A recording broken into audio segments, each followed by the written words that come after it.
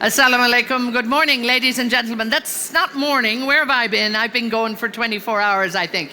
So there you are. It's morning somewhere in the world. And we're going out live, so it works for those people who've joined us live online. To the rest of you here with us in Riyadh in Saudi Arabia at FFI number 9, a very, very warm welcome. Thank you all for being with us, and we're absolutely, positively thrilled that you're here.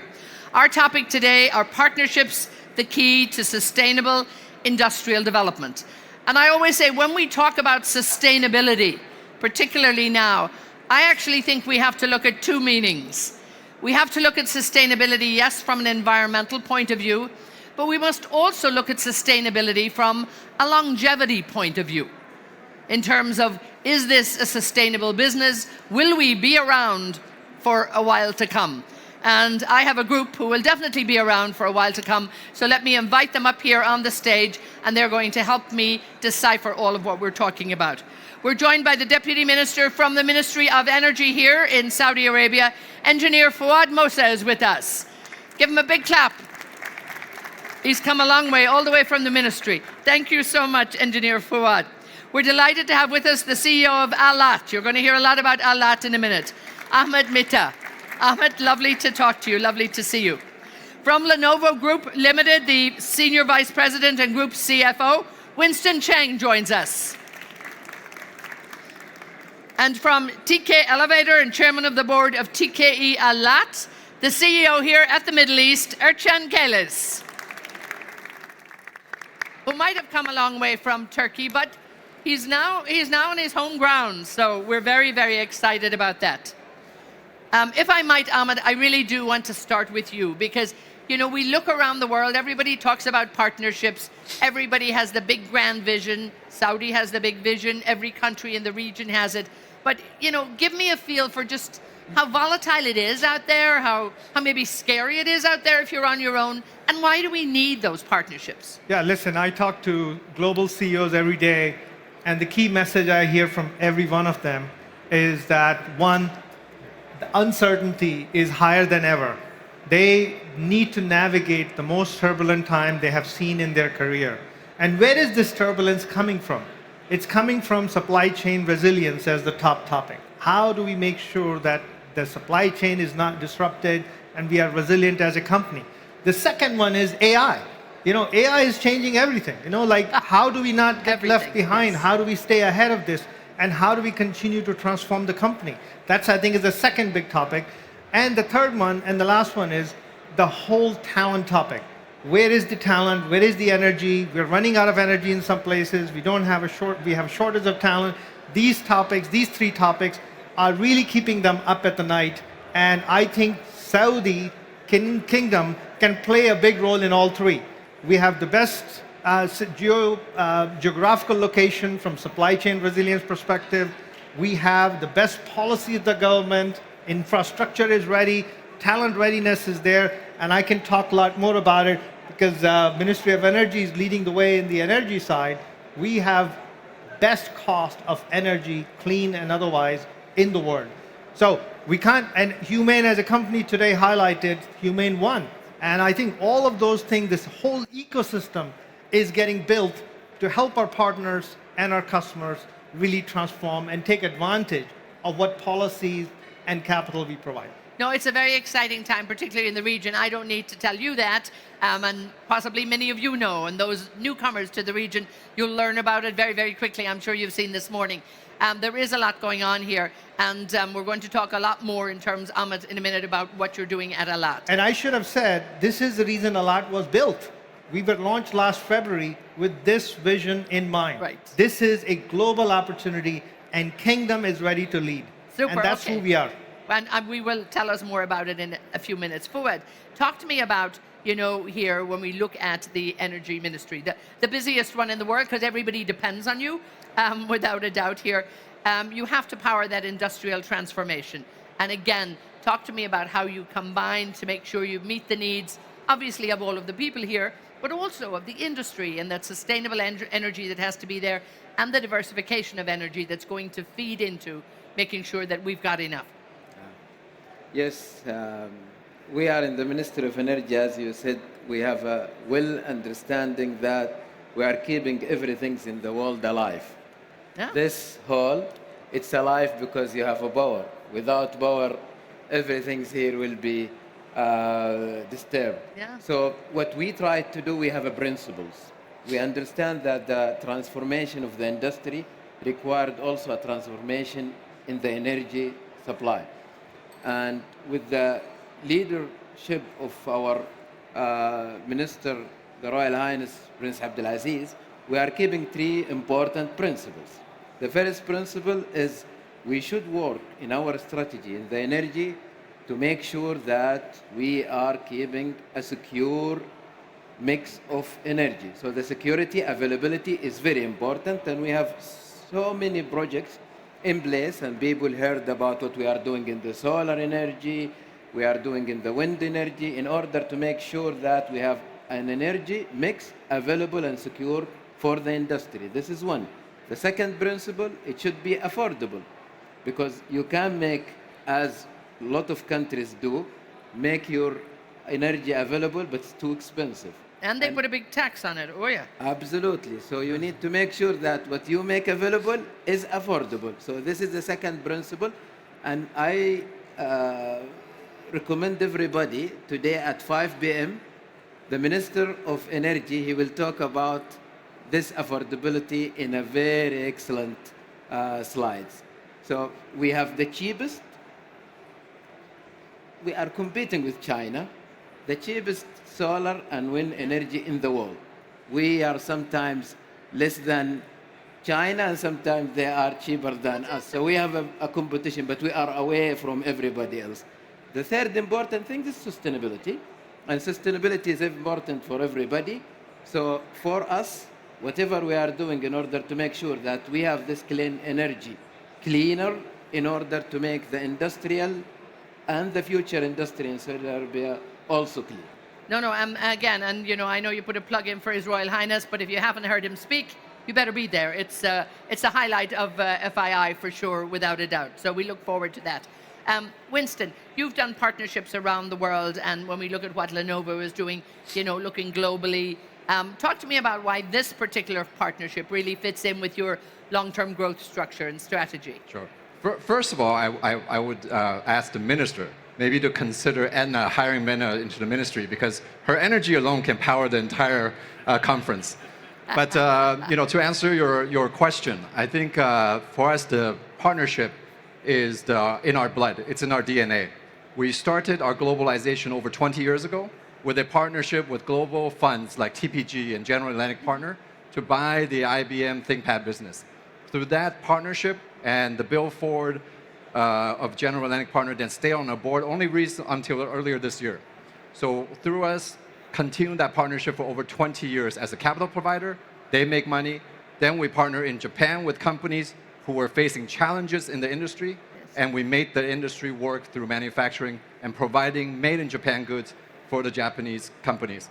Here, we opened up our shareholder base, first time directly to a foreign sovereign wealth fund, right? 10% upon conversion. And then we commit to build a plant, which I'm very happy to report. After 10,000 tons of steel and 8 months of production, I think the roof is already there. We're ready to produce next month. And on the part of the clean energy, it has 12 megawatts of photovoltaic solar power to power the plant. So a lot of progress made, and it wasn't for the help of Alat, we couldn't achieve all this. No, I mean, that's great news. Now, Ercan, probably when you started your career, you hadn't lived in Saudi Arabia, probably wasn't number one on it back then. But talk to us a little bit about it. I mean, the company, has been here, TK Elevators. Obviously, you're all aware with this group for quite a while. But why now a partnership? And what difference is this going to make? Tell me.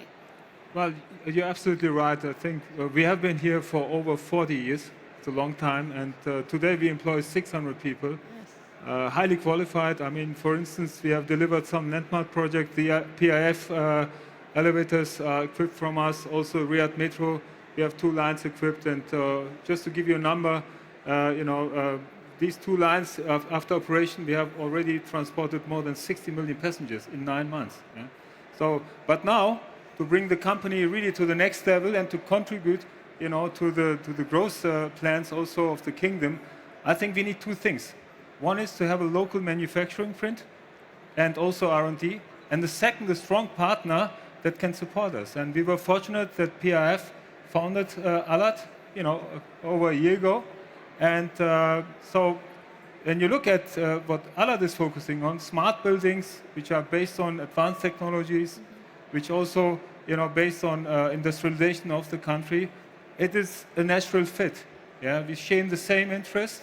And I would also say it's a win-win situation, not only for us, ultimately it will benefit the customers and the country. And the relationship is a long-term relationship. We could also win Alat as a shareholder, major shareholder, who bought 15% of the shares. I hope it will increase, Amit. It is I would say it is a transformational partnership. It's not a transactional partnership. And I'll talk a little bit more about that, because that's a fascinating word to use too. Let me come back to you, Amit. And many of you will know what Alat is, who it is, the whole reason behind it, but maybe you can bring them up to date in terms of why exactly you're here, what you're going to do. But also maybe talk to us in terms of how Saudi Arabia is uniquely positioned to lead in supply chain resilience particularly, and the advanced manufacturing, because you've got a long mandate, really. Yeah. So first and foremost, Alat was founded by His Royal Highness Crown Prince. We are owned by PIF. We were launched last year, February. Our vision is to be a force for good by transforming manufacturing, by leapfrogging, using advanced technologies, but also bringing supply chain and clean energy. All of that needs to come together. And so on that aspect, what I can tell you is, the vision is great, but what I really feel proud is we have two amazing partners right here on the stage who are highlighting. And Lenovo's plant here is the largest outside of China. And in record time within this year, it's starting its operation, almost 10 months, I believe. And so that's really record time. And then of course, TKE, they have the most advanced technology and elevator where multi cages can be in the same shaft. That saves 30% of the building space. And they have elevators that can run vertically and horizontally. So that's also a pretty amazing outcome. That's groundbreaking is early next year, and production next year too. And Lenovo, of course, has digital twin technology, which bring automation, AI, to really create the next generation outcomes from AI infrastructure, PCs, and smartphone. And this will be the only factory that manufactures all three categories anywhere in the world for them. And of course, Ercan they have a predictive maintenance system, and which means they can actually know what is likely to fail and when, and they can do all of that before it happens. So this really plays into the concept of supply chain resilience. Supply chain resilience is one, but R&D, innovation, top companies. If Lenovo is not here, how can supply chain come here? Because you need to have a certain size and scale for supply chain to be here. So we partner with the largest and most successful company, which have the technology, which is the top player in this space, to be able to bring supply chain together. And we provide infrastructure, incentives, and the support to our partners to make it happen. And I think that energy is playing a critical part and will play a bigger part going forward as well. In terms of TKE, it's a similar story. We will also do regional service support center here. So supply chain resilience, it means do not have a single point of failure anywhere.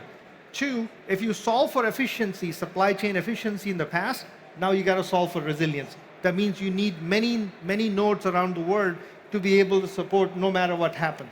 COVID taught us this has become important. But today's reality, I would argue, are even more challenging from supply chain perspective. Well, let me bring Winston in on this, because I want to talk to you, Winston, in terms of building really a complex supply chains, clearly in the world, but then why Saudi Arabia is going to make a difference and help you in this. No, first of all, I think Amit talked about, but I would further clarify that this is the only plant in the world, not only in the three categories, but usually in the PC device space, there's desktops, then there's notebooks. Okay. This is the plant that will do both. So it's actually 4 major categories, and it's the only one outside of China globally that actually produce all 4. So that complexity, it's actually very, very complex because of many, many different components of all these factories.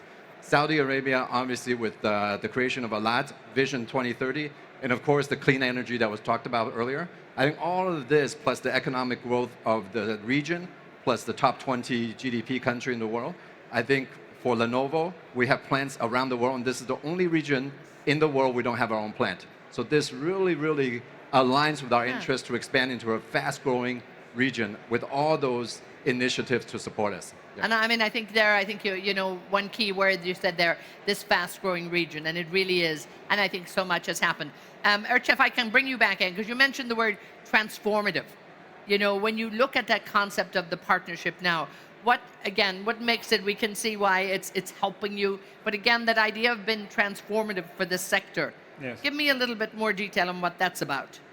Well, you know, we see a high demand for technology and also, you know, for sustainable buildings and smart buildings. Right. And I think Saudi is actually right now setting the blueprint for smart buildings of the future and also transforming the elevator industry, because you need to have innovative elevators to meet the demand. And together with Alat, we have formed a joint value creation plan. So it's really setting here the basis. We will start with the local manufacturing. I think our goal is to do that within the next 2 years.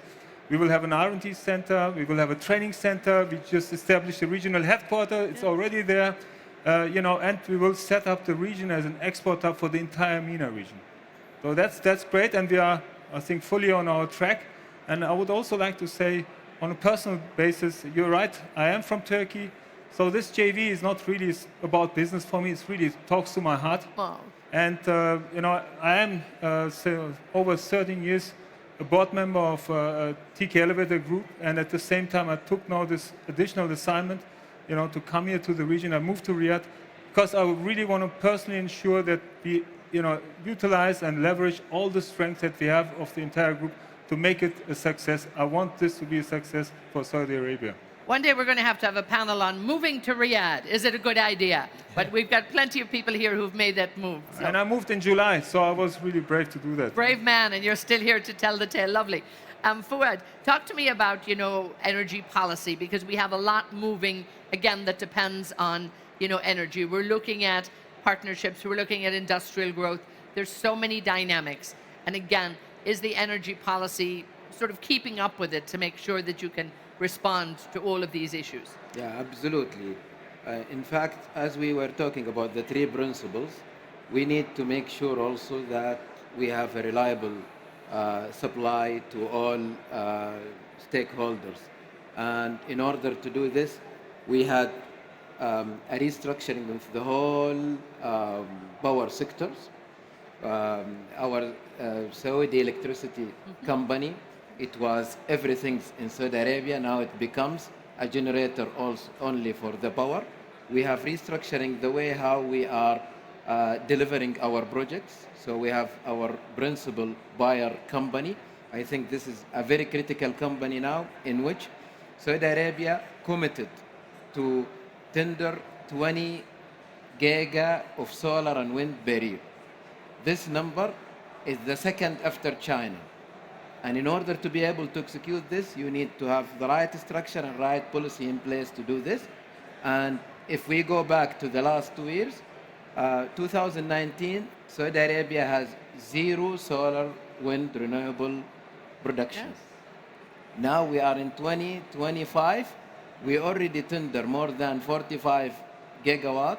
This is this is equivalent to the whole renewable energy in a big countries. Right.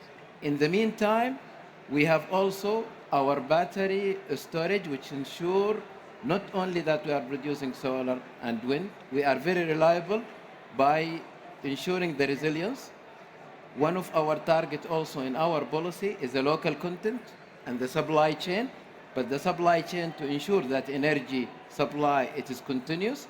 We have a target of 75% component and services will be in Saudi Arabia, and this will serve our future product which will be produced, and it will depend on the energy which we will produce in future. And of course, I mean, that will give great comfort to the industry that sets up here to reassure what's going on.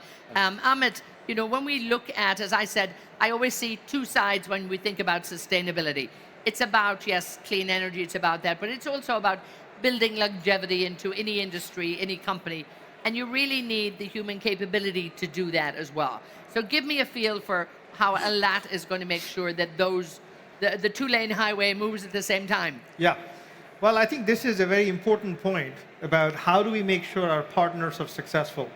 And to me, we have to make sure the cost competitiveness is there as well. The starting point is that, which means supply chain needs to make sure that happens. Two, if someone is committing to Kingdom and is producing here, they should also have preference in the procurement.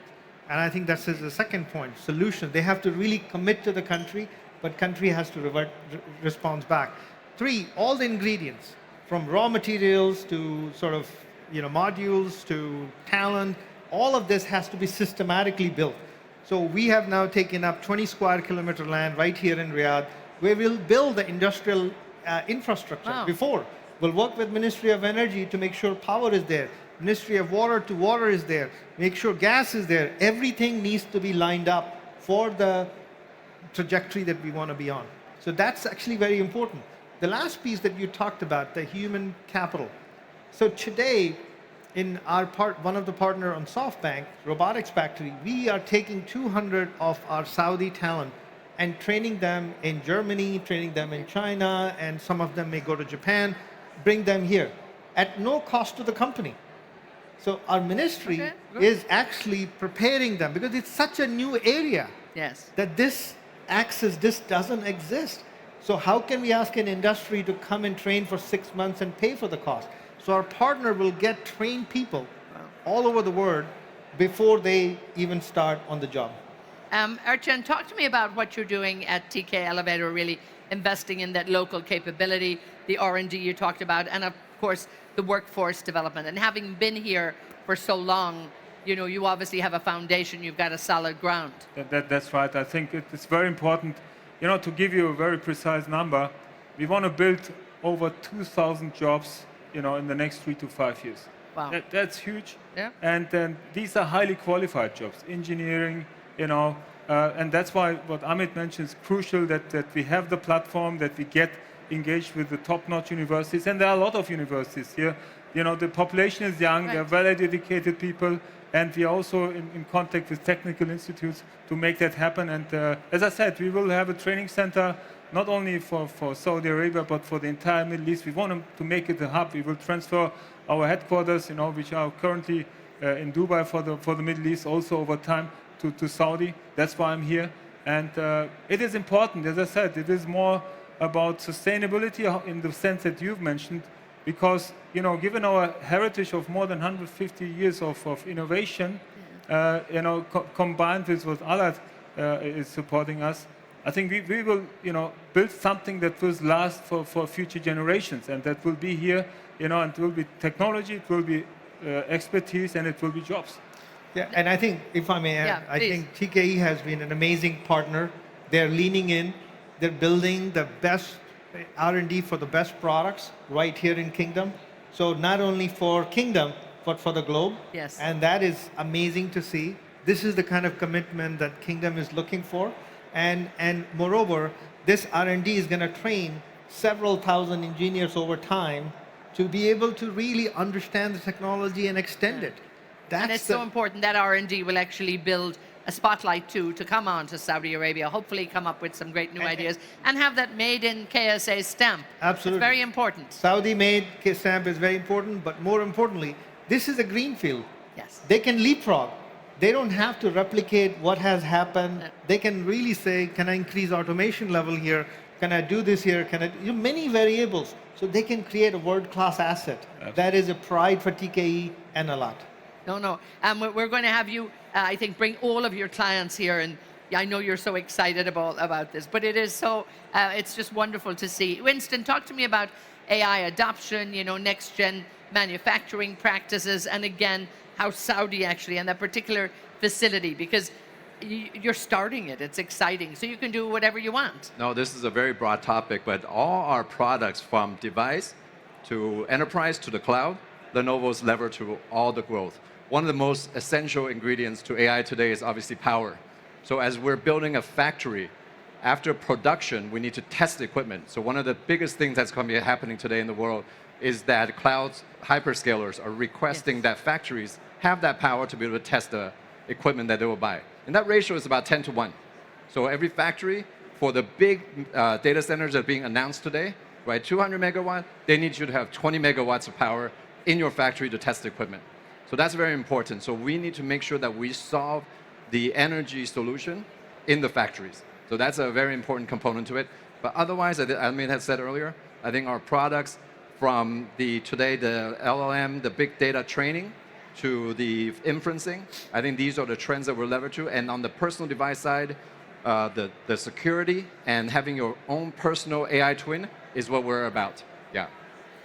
Fuad, in many countries, governments, can be possibly interfering a lot. But I think the relationship with working with the government in Saudi Arabia is very different. There's a lot more of an entrepreneur mindset here. There's a lot more of a success mindset.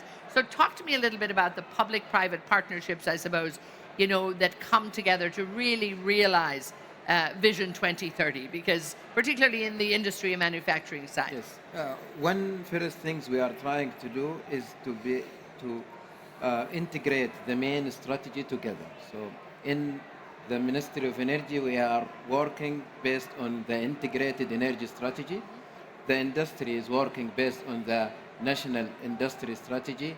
The investment working based on national investment strategy. All this strategy, we are making sure that it is integrated for the benefit of our companies, which is looking forward to come to Saudi Arabia, and you are hearing a lot of good news. Now, the other important things we are trying to do is to think, how can we be the reason of people to come? And I will repeat what I said at the beginning. Energy currently is the most critical reason why industry is moving in the world. We are seeing a lot of industry moving out of Europe. The main reason of this is the energy. Yes. Now, the energy is becoming even a competitor of cheap labor. People that are looking for the energy more than looking for the cheap labor. But the energy, as I said at the beginning, is an availability, is an affordability, the cost is the sustainability. So for the sustainability, we are already since 2020, since the G20 here in Saudi Arabia, we decided that we will go with our CCE target. And this CCE target is carbon cycle economy, which can help and solve a lot of challenges the companies they are facing for this net zero target and all of these targets. So what we are trying to do as a Ministry of Energy is setting the strategy in a very collaborative way. And we are trying to be the reason why people they are thinking to be in Saudi Arabia. And rest, I am part of the executive committee of Alat. Right. And this is before it was not the way how we are doing it as a government. Now we are discussing. I am seeing Alat sometimes, CEO more than seeing my kids, because we have really a challenge within you have Alat. a big mandate, yes. You are hearing that they need an energy for their plant, they need an energy for their future factories, and in order to make sure that we are mapping this very well, we need to sit a lot together and solve it. I love that. I mean, your kids will grow week by week, month by month, year by year, but this industry has to fly. Absolutely. And it has to do it very quickly. We have to fly a little bit here because we're almost out of time. So I want to kind of combine this final question to you each. Ercan, let me start with you. We're looking at partnerships. We're looking at that 2030 vision. How important, why is it so important? And also, if there was a sort of a call to action to the industry, and you need to give it to me in about a minute, what would it be? What needs to be done now to absolutely drive this? Look, I mentioned a lot of things. So it is about transforming. It is about leaving something behind that lasts longer. And I also like to say the spirit I found here, and we operate in more than 80 countries around the world, and we invest in a lot of countries. And I personally know what I've experienced here, I've never seen anywhere before. The spirit of can-do mentality, positive, and just going and overcoming the obstacles together. And also thanks a lot to Alat, it's helping us a lot. So this is really what comes down to. Winston, again, stay with this theme of partnership, in terms of building that resilience and also, I suppose, what you've talked about. It gives you that regional diversity, all of the advanced technology that's happening, all of that. But looking at 2030, being part of that vision, and again, mix that in with kind of what needs to be done now with a bit of urgency and speed. Yeah, I think today in a very competitive world and maybe where the policies I think could cause a lot of confusion as they're moving quite a lot. But I think people need to work together in a spirit of collaboration. In terms of, from the minister earlier that talked about the competition between the cost, but actually China and Saudi is both low cost. And by being low cost and providing that, everybody is benefiting. And so for us, our belief is providing smarter AI for all, and AI should be available to all. It's like I cannot imagine a world where PCs only certain countries can have, and some people are left behind. So I think that's the same way for AI, and how you control that data should be sovereign to each country, to the person, but otherwise the technology should enable everyone to be ahead. And I think we need to work together to have that common belief. And Fuad, again, come back to this concept of the partnerships, because I imagine that the ministry is a very different ministry now than it was maybe 10 years ago. In terms of bringing, the private sector in, having that dialogue, you being part of the boards, all of that, himself, I know His Highness is the busiest man on the planet as well, talking to CEOs and making sure he's involved in industry. Why are those now partnerships? Will they really help this country, go faster and get that sustainable development in place, Yeah, with absolutely. speed? I will just say one information. Today we are here with the minister since 10 a.m. He met one governmental party, and he met so far 7 CEOs of companies.